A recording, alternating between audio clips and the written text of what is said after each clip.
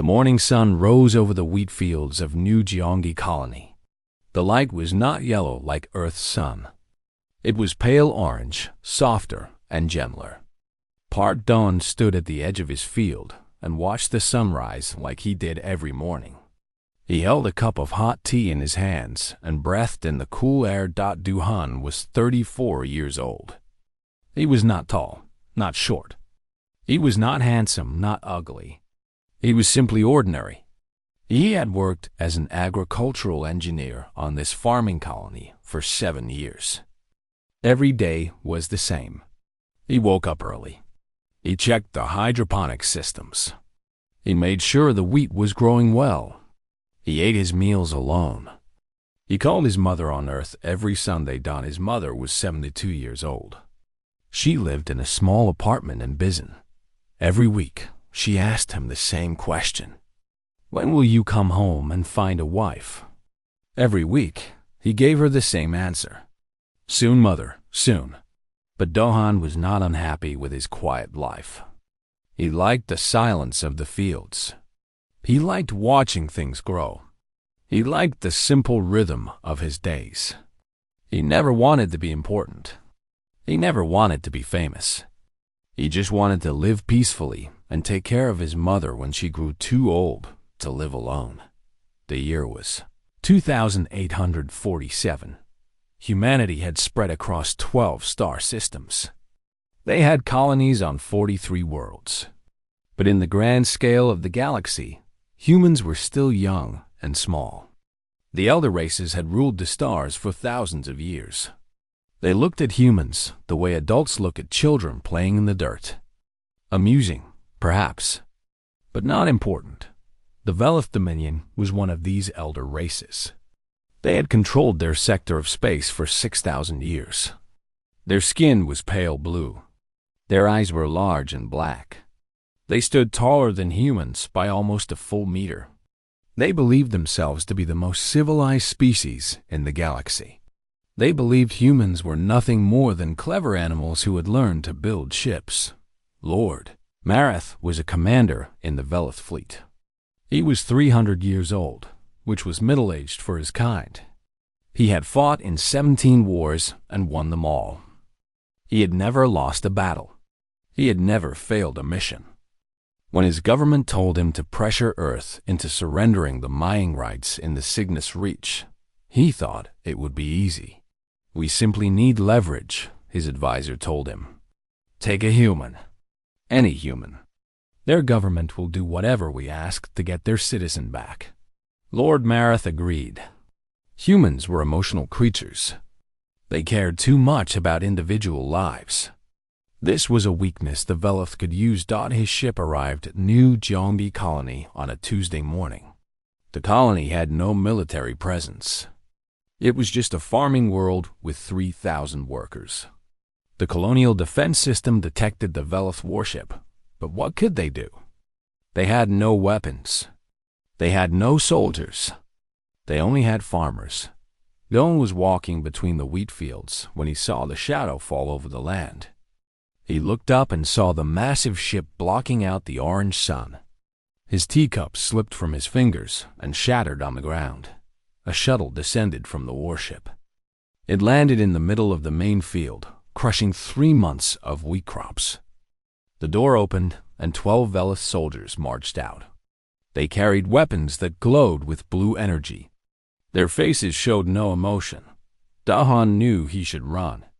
His legs told him to run, but his body would not move. He stood frozen as the soldiers spread out across the field. One of them spotted him.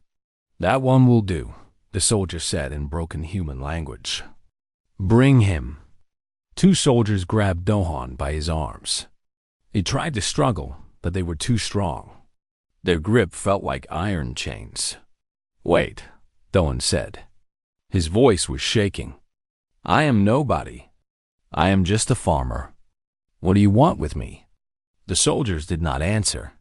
They dragged him toward the shuttle as the other colonists watched from their homes. No one tried to help. No one could help. They could only watch as their friend, their neighbor, their colleague was taken away. On the shuttle, Do-hong was thrown into a small metal cell. The door closed with a heavy sound. Through the small window, he watched his colony grow smaller and smaller until it disappeared among the clouds. Lord Mareth did not come to see his prisoner for 3 days. When he finally visited the cell, he looked at Do-hong the way a person might look at an insect. "What is your name?" Lord Mareth asked. Park Dawn. Lord Mareth did not write it down. He did not care to remember it. "You are now a hostage of the Velith Dominion," Lord Mareth said. "Your government has 30 solar cycles to surrender their claims in the Cygnus Reach. If they refuse, you will die." Do-hong's heart felt like it stopped beating. "But I am nobody," he said again. "I have no value. I am just a farmer." "All humans have value to other humans," Lord Mareth said. "This is your weakness. This is why your species will never be great." He turned and walked away. The cell door closed. Do-hong was alone in the darkness. That night, Lord Mareth sent his message to Earth. The recording showed Do-hong in chains, looking small and frightened. Lord Mareth's voice was calm and confident.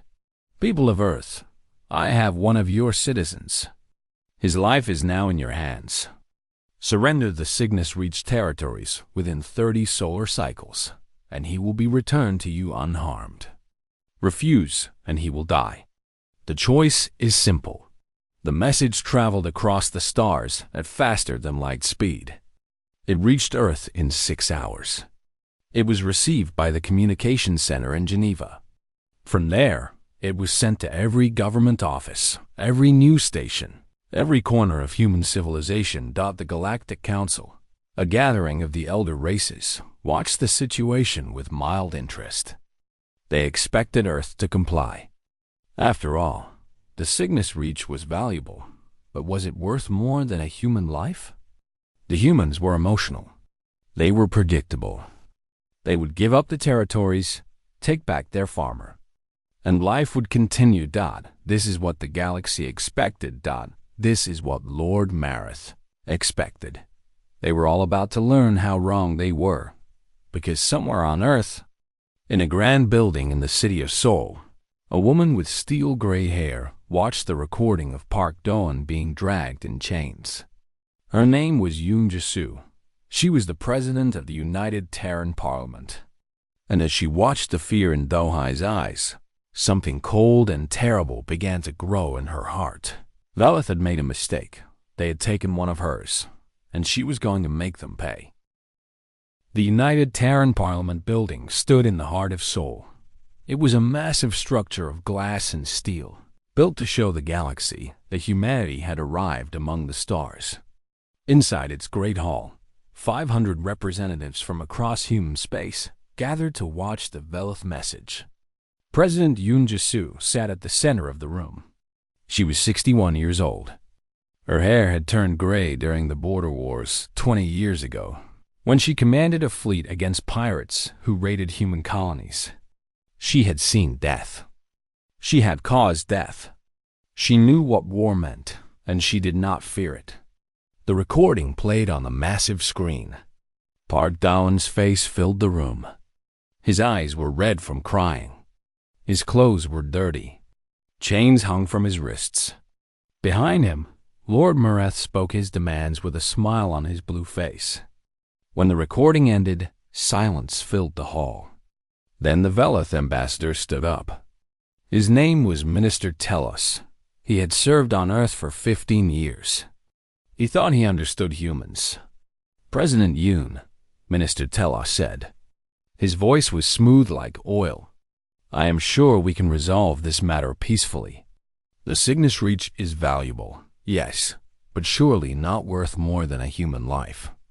Simply sign the surrender documents and your citizen will be returned within. Sit down." President Yoon's voice was not loud, but it cut through the air like a knife. Minister Telos stopped speaking. His mouth hung open in surprise. "I said sit down," President Yoon repeated. Her eyes were fixed on the frozen image of Do-hong on the screen. The ambassador sat down slowly. He had never been spoken to like this by a human. President Yoon stood up. She walked to the center of the room where everyone could see her. She looked at the faces of the representatives. Farmers from agricultural worlds. Miners from asteroid colonies. Scientists from research stations. Soldiers from military bases. All of them were watching her. All of them were waiting. "I have served this parliament for 30 years, President Yoon said. "I have fought wars. I have signed treaties. I have buried friends. In all that time, I have learned one truth above all others." She pointed at the screen. "That man is a citizen of Earth. He pays his taxes. He calls his mother every Sunday. He grows wheat to feed our children. He is ours." She turned to face Minister Tellus directly. "And you took him?" "President Yoon, please be reasonable." "Reasonable?" For the first time, her voice rose. "Your people kidnapped an innocent man from his home. You put him in chains. You threatened to kill him. And you want me to be reasonable?" Minister Tellus tried to speak again, but President Yoon was no longer listening. She pressed a button on her wrist communicator. "This is President Yoon Jae-soo of the United Terran Parliament. I am activating Protocol Homecoming. Authorization code. Shepard's return. All military vessels are ordered to converge on Vela space immediately. This is not a drill." The room exploded into chaos. Representatives shouted questions. Advisors rushed to communication stations. Minister Tellus went pale, which was difficult for someone with blue skin. "You cannot be serious," he said. "Protocol Homecoming? For one farmer? This is madness." President Yoon walked toward him slowly. She stopped when they were face to face. Despite being shorter, she seemed to tower over him. "Let me tell you something about humans, Minister. We are not like you. We do not measure the value of our people by their jobs or their status. A farmer is worth the same as a president. A child is worth the same as a general. That man on the screen is worth every ship in our fleet. The Galactic Council will condemn this aggression. Then let them condemn us. But know this." She leaned closer. "If Park Doan dies, there will be nothing left of the Velith Dominion to condemn anything. Across human space, the order spread like fire through dry grass." Admiral Beek Sunho was playing chess with his daughter via hologram when his communicator buzzed. His daughter, Yaren, was 12 years old. She was winning, as usual. "Dad, it is your turn," she said. "Stop stalling." Sunho looked at the message on his communicator. His face became serious. "Yaren, I have to go. But we did not finish the game." "I know, sweetheart. Save it. I will beat you when I come home." His daughter laughed. "You never beat me, Dad. There is a first time for everything." He smiled, but his eyes were sad. "I love you. Tell your mother I will call when I can." He ended the call and walked to the bridge of his flagship, the Eternal Soul. His crew was already at battle stations. "Set course for Velith space," Admiral Beek ordered. "Maximum speed." On the destroyer Unyielding, Captain Han Yuna received the same orders. She was a woman of 43, with short black hair and a scar across her left cheek from a battle she never talked about. Her crew loved her because she never asked them to do anything she would not do herself. "Captain," her first officer said, "our crew is on shore leave. Half of them are still on the station. Recall them all. Every single one. Shore leave is canceled." "What should I tell them?" Captain Han looked at the image of Park Doan that had been sent with the orders. A simple man with a simple face. Someone's son. Someone's friend. Tell them that they took one of ours. Tell them we are going to get him back. The news spread across the galaxy within hours. Human ships were moving. Not just military vessels, but everything that could fly and fight. Mining ships with railguns welded to their hulls. transport vessels carrying volunteer soldiers, research stations sending experimental weapons that had never been tested in real combat. The Galactic Council called an emergency meeting. The elder races were alarmed. This was not how things were supposed to work. Small species were supposed to negotiate. Small species were supposed to accept their weakness. Small species did not go to war over single individuals. The council speaker, an ancient being from a race older than Earth itself, sent a message to President Yoon. This response is disproportionate.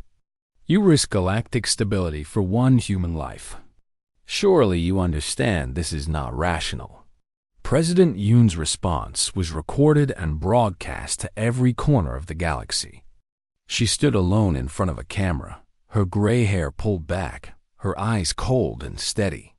You asked me to be rational. You asked me to calculate the value of one life against the cost of war. But you do not understand humanity. We are not rational about our people. We do not calculate their worth. Every human life is precious. Every human life is sacred. And when someone threatens one of us, they threaten all of us. She paused. When she spoke again, her voice was soft but clear. To the Velith Dominion, Park Doan is a bargaining chip. To you, he is a statistic. But to us, he is everything. He's a son who calls his mother every Sunday. He's a farmer who grows food for our children. He is a citizen of Earth, and we do not abandon our citizens. She leaned forward, and her eyes seemed to look directly into the soul of everyone watching. You will return him, or we will come and take him. And God help anyone who stands in our way. The message ended. Across the galaxy, billions of beings watched in silence. Some thought the humans had gone mad. Some thought they were bluffing. Some thought this was the most terrifying thing they had ever seen. On his prison ship, Lord Mareth watched the recording with growing unease. This was not the response he had expected. Humans were supposed to be weak. Humans were supposed to value survival over pride. He sent another message to Earth. Your threats do not frighten us. Withdraw your fleet or your farmer dies. The response came from Captain Han Yuna. Her ship was already crossing into Velaspace. You kill him, and there will not be enough left of your civilization to remember you ever existed. That is not a threat. That is a promise. Lord Mareth turned off the screen. For the first time in 300 years, he felt something he had not felt since he was young. He felt afraid. The Velith Dominion had ruled their sector of space for 6,000 years. They controlled 47 worlds. They commanded a fleet of 3,000 warships. They had never lost a war. They had never been invaded. They believed themselves to be untouchable. This belief lasted exactly 18 days. Admiral Beek Sunho stood on the bridge of the Eternal Soul and studied the holographic map of Velith space. Red dots marked Velith positions. Blue dots marked human ships. Day by day, the blue dots were spreading deeper into the red. We will not attack the homeworld directly, Admiral Beek explained to his officers. That is what they expect. Instead, we will cut them off piece by piece. Every colony, every station, every supply line. We will isolate them until they have nowhere left to run. He called this strategy Operation Shepherd's Call. The shepherd does not chase the wolves directly. The shepherd moves the flock, controls the ground, and lets the wolves starve. The first target was a Velith border station called Outpost Kira. It was a military base with 200 soldiers and enough weapons to hold off a small fleet. The Velith commander there laughed when he saw the human ships approaching. There are only 12 of them, he told his officers. We have defensive platforms. We have shield generators. The human ships did not slow down. They did not try to negotiate. They flew straight at the station and opened fire with everything they had. The battle lasted 6 hours. When it was over, Outpost Kira was a field of floating metal. The Velith commander survived long enough to send one message to his superiors. They are not bluffing. They are not afraid. They are coming. Then his escape pod was captured, and he was taken prisoner. Lieutenant Tang Mira sat in the tactical center of the Unyielding, surrounded by screens and holographic displays. She was 30 years old, with tired eyes and coffee stains on her uniform. She had not slept in 4 days. Her job was to plan the fleet movements. Every ship, every attack, every retreat passed through her station first. She worked 20 hours a day, stopping only to eat and use the bathroom. Captain Han Yuna found her still working at 0300 hours. Myra, you need to sleep. I will sleep when he is home. You will make mistakes if you are too tired. Lieutenant Kang pulled up a photograph on her screen. It was Park Dohan's colony identification picture. He was smiling slightly, the way people do when they have to take an official photo and feel awkward about it. Captain, he has a mother. She is 72 years old. She lives alone in Bizin. She does not know if her son is alive or dead. Lieutenant Kang looked up at her commander. I cannot sleep while she is waiting. Captain Han did not argue. She just brought Lieutenant Kang another cup of coffee and left her to her work. The second Velith outpost fell in 4 hours. The third fell in 3. By the 10th day, 14 Velith positions had been captured or destroyed. Human casualties were light. Velith casualties were heavy. And still the fleet kept moving forward. The Galactic Council sent message after message demanding that humanity cease hostilities. President Yoon did not respond. She was too busy coordinating supply lines and reinforcements. Lord Marath watched the reports from his flagship with growing panic. This was not how wars were supposed to work. The humans were too fast, too aggressive, too willing to take risks. They fought like they had nothing to lose, because, in a way, they did not. On the 23rd day, Lord Marath sent a new message to Earth. His voice was not calm anymore. There was fear in his eyes that he could not hide. People of Earth, you have proven your strength. But this changes nothing. Release will come only if your fleet withdraws immediately. If you do not withdraw, I will execute your farmer. I will send you his body in pieces. This is your final warning. The response came from Admiral Beek Sunho. His fleet was now deep inside Velith space, only 3 days from the homeworld. Lord Marath, I have been a soldier for 40 years. I have learned one thing in all that time. Never make threats you are not willing to carry out. If you kill Park Dawan, I will not stop until every Velith city is burning. If you harm a single hair on his head, I will make you people wish they had never learned to build ships. He paused. When he spoke again, his voice was soft, almost gentle. Return him to us. End this. You cannot win. Lord Marath did not respond. Instead, he moved his flagship to Velith Prime, the homeworld of his people. 3 billion Velith lived there. Surely the humans would not attack a planet full of civilians. Surely they would stop, but the human fleet did not stop. It kept coming. Ship after ship, wave after wave, like a tide that could not be held back. On the prison ship, Dohan sat in his cell and listened to the distant sounds of explosions.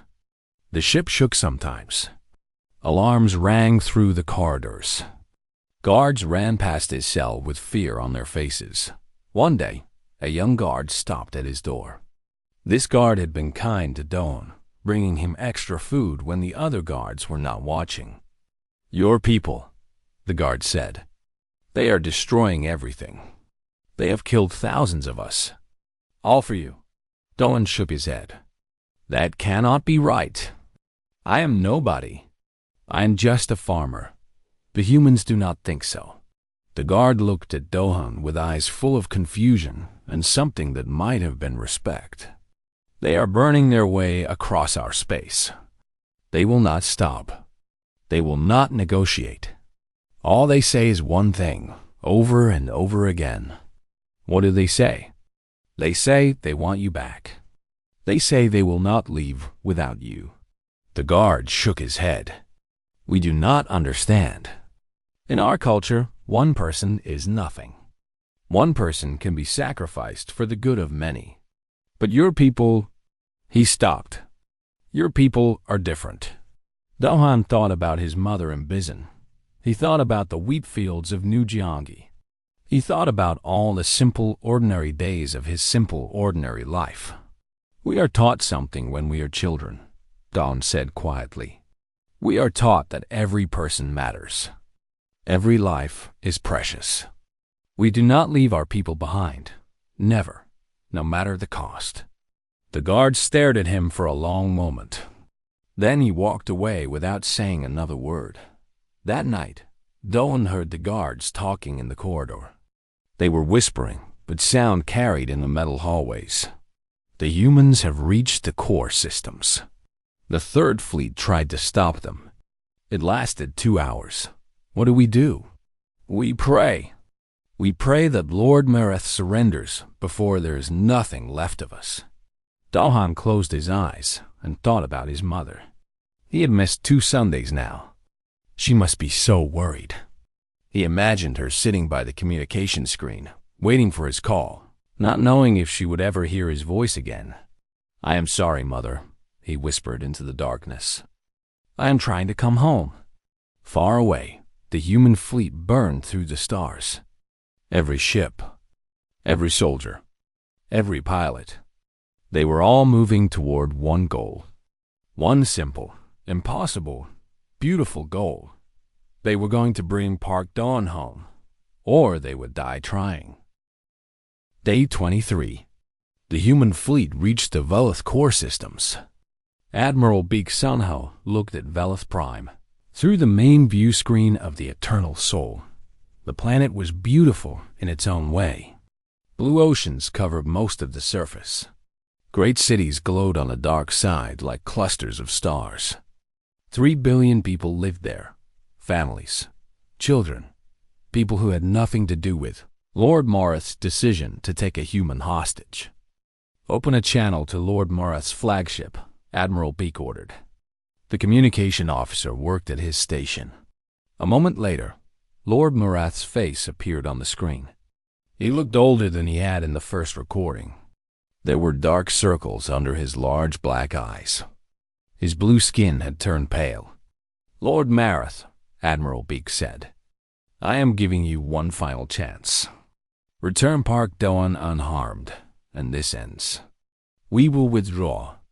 We will release your prisoners. We will even help you rebuild what we have destroyed. All you have to do is give us back our citizen. Lord Mareth's jaw tightened. You think I am afraid of you? You think I will surrender because of your threats? I have 3 billion people on this planet. You would not dare attack civilians. I do not want to hurt your civilians. I want to save them. All you have to do is release one man. No. Lord Mareth stood up from his chair. His hands were shaking with rage or fear. It was hard to tell which. I will not be humiliated by primitive apes. I would rather burn than surrender to humans. The connection ended. Admiral Beek closed his eyes for a moment. When he opened them, his face was set like stone. Send the ground forces, he said. We are going to get our man. General O. Tayson was 62 years old. His left knee hurt when it rained. His back ached when he sat too long. He should have been behind a desk, reviewing reports and planning strategies from a comfortable chair. Instead, he was strapping on combat armor aboard a troop transport heading for Velith Prime. General, his aide said, with respect, you should not be on this mission. You are too important to risk in ground combat. General O smiled. It was a sad smile, full of memories. I knew his father, Park Jun-woo. We served together on the Mars Defense Station 40 years ago. He saved my life once during a pirate raid. Took a bullet that was meant for me. He touched a scar on his shoulder that was hidden beneath his armor. He died 3 years later from an illness. I promised him I would look after his family if they ever needed help. He looked at the young soldiers around him, boys and girls barely old enough to vote, checking their weapons and trying to look brave. That farmer down there is Junwoo's son. I made a promise, and I keep my promises. The assault began at 0200 local time. Human dropships fell from the sky like rain. The Velith air defense systems tried to shoot them down, but human fighters swarmed around them, drawing fire and destroying batteries. Private Shin Yoonji was 19 years old. This was her first real combat mission. She had joined the military because she wanted to see the stars. She had never thought she would actually have to fight. Her squad landed in a residential district on the outskirts of the capital city. The streets were empty. Civilians had fled or were hiding in their homes. Yoonji moved through the streets with her rifle raised, her heart beating so loud she thought everyone could hear it. They were not there to kill civilians. They were not there to conquer. They were there to find one man and bring him home. Every soldier had been given the same orders. Minimize civilian casualties. Do not fire unless fired upon. Remember who you are. Yoonji turned a corner and found herself face to face with a Velith child. The child was small, maybe 5 or 6 years old in human terms. It was hiding behind a broken wall, clutching a toy that looked like some kind of animal. Its large black eyes were filled with terror. For a moment, Yoonji and the child stared at each other. Then Yoonji lowered her weapon slowly. She reached into her pocket and pulled out a ration bar. Chocolate flavored. Her favorite. She held it out to the child. The child did not move. Yoonji placed the ration bar on the ground and stepped back. Then she turned and continued on her mission, leaving the child unharmed. This was what humans were. They could be terrible in war. They could burn fleets and conquer worlds. But they could also show mercy to a frightened child in the middle of a battlefield. They could remember that the enemy was made of people, not monsters. The assault team reached Lord Mareth's flagship at 0347 local time. The ship was docked at a military spaceport in the center of the capital. Velith guards fought hard to defend it, but the humans were harder. General O led the breach personally.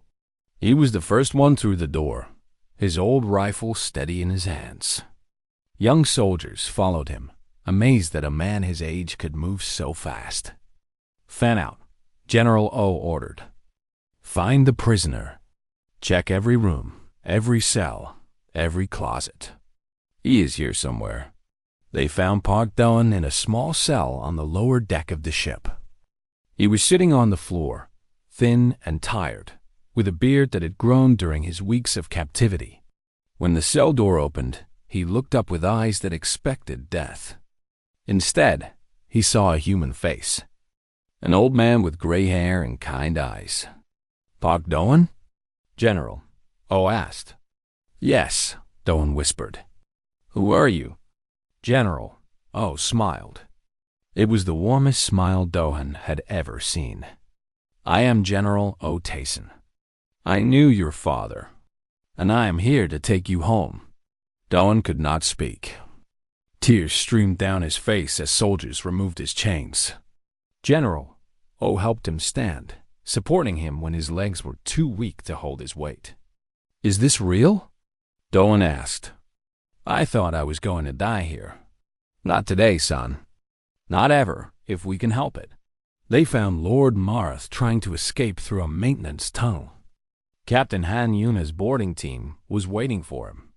When she saw the Velith commander, she did not shoot. She simply blocked his path and waited. It is over, she said. Surrender. Lord Mareth looked at her with hatred in his eyes. Why? He demanded. Why did you do all of this? For one farmer? One insignificant person? What is he worth that you would destroy my civilization? Captain Han thought about the question.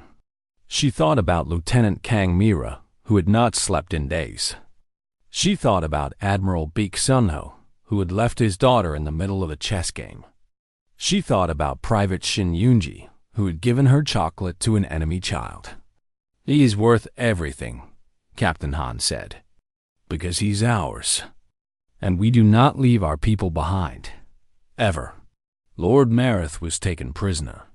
His flagship was captured. His fleet was destroyed or surrendered. The war that had begun with one kidnapping ended with the complete defeat of a civilization that had stood for 6,000 years. And in the middle of it all, supported by soldiers who had crossed the galaxy to find him, Park Doan walked toward a transport ship that would take him home. He was still just a farmer. He was still nobody important. But in that moment, surrounded by people who had risked everything to save him, he understood something that the Velith would never understand.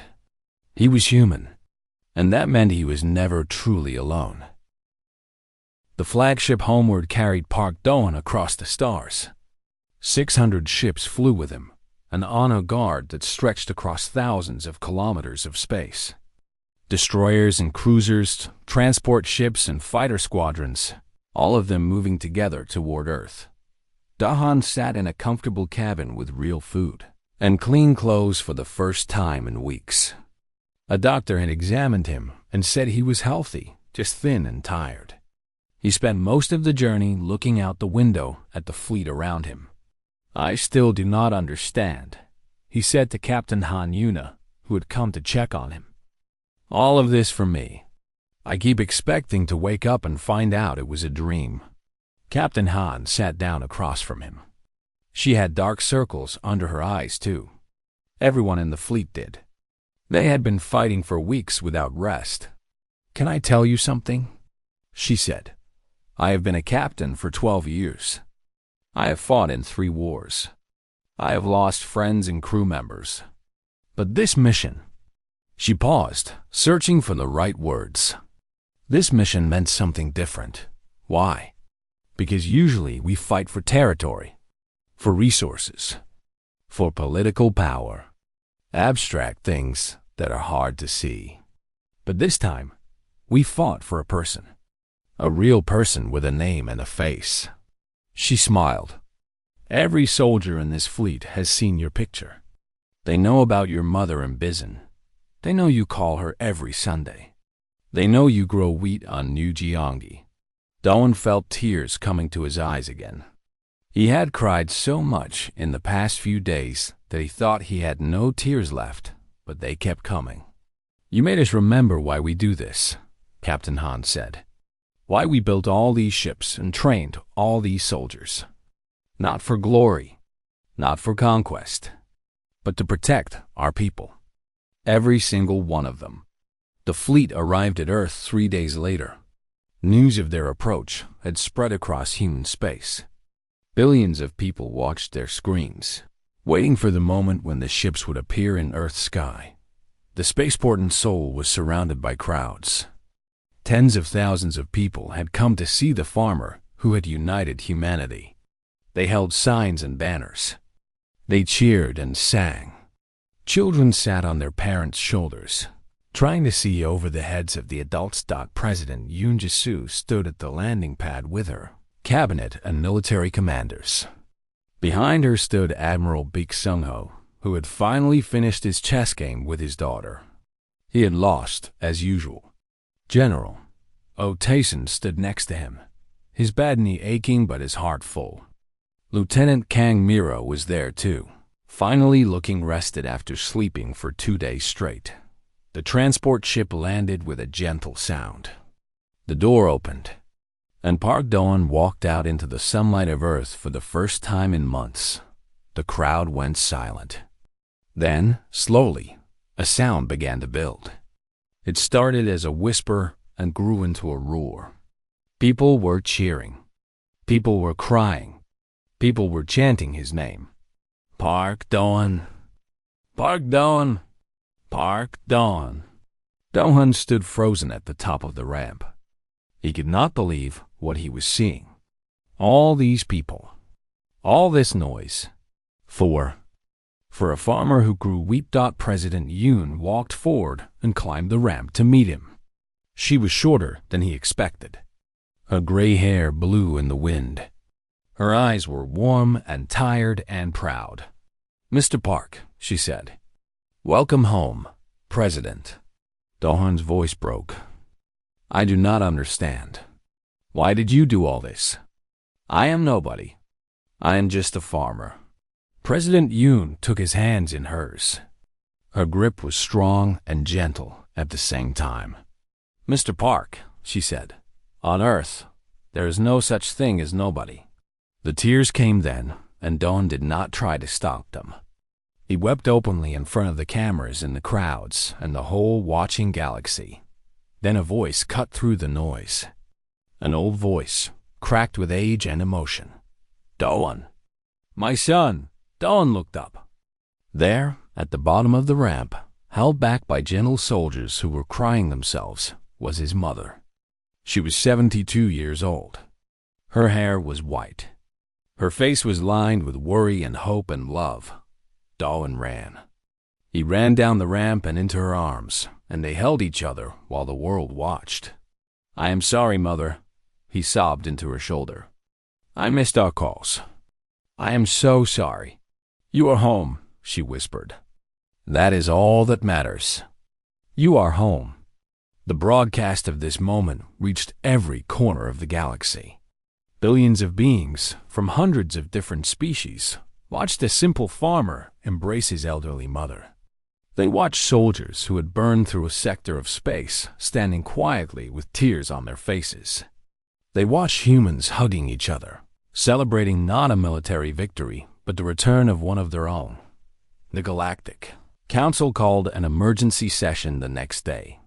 The Great Hall was full of representatives from every elder race. They had come to discuss what to do about humanity. But mostly, they had come to understand. The council speaker, an ancient being who had seen civilizations rise and fall, addressed the assembly. "Let the record show," she said, "that on this day we have learned what humanity truly is. They are not the scattered, squabbling primates we believed them to be. They are not weak. They are not foolish. They are a species that will tear apart the stars themselves for a single soul." She paused.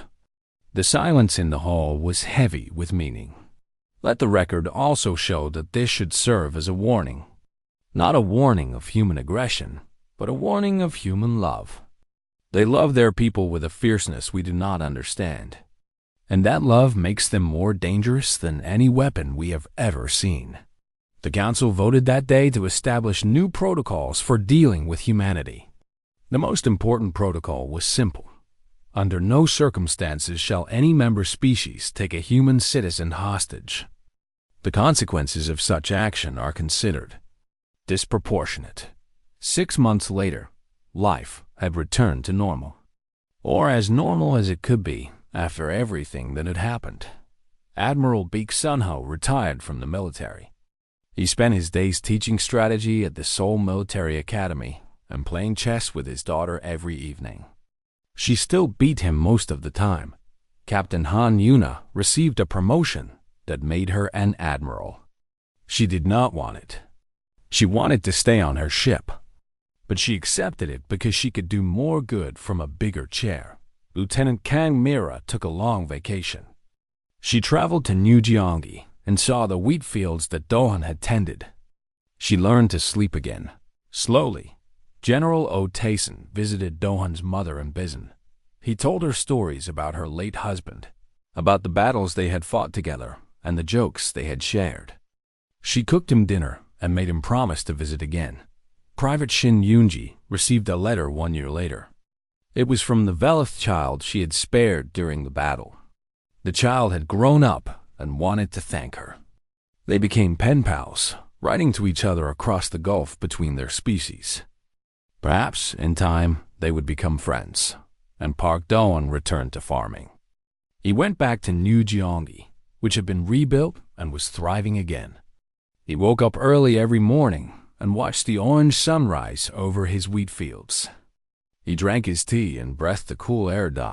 But now, when he walked through the fields, something was different.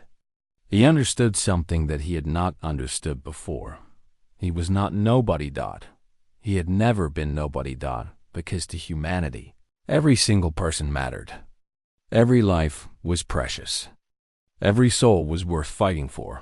He still called his mother every Sunday. But now, sometimes, others would join the call. Admiral Beak, checking in on the farmer his fleet had saved. Captain Han, asking about the wheat harvest. General O, telling another story about Dawn's father. Dawn had been alone before. He had been content with his quiet life. But now he had a family that stretched across the stars. A family of soldiers and commanders and pilots and every single person who believed he was worth saving. On clear nights, he would go outside and look up at the stars. He would think about the ships that had crossed those stars for him. He would think about the battles fought and the lives risked and the galaxy changed.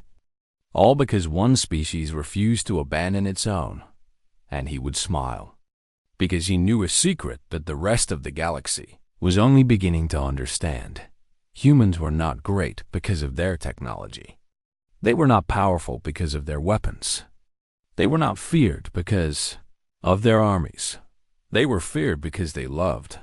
And that love was stronger than any force in the universe.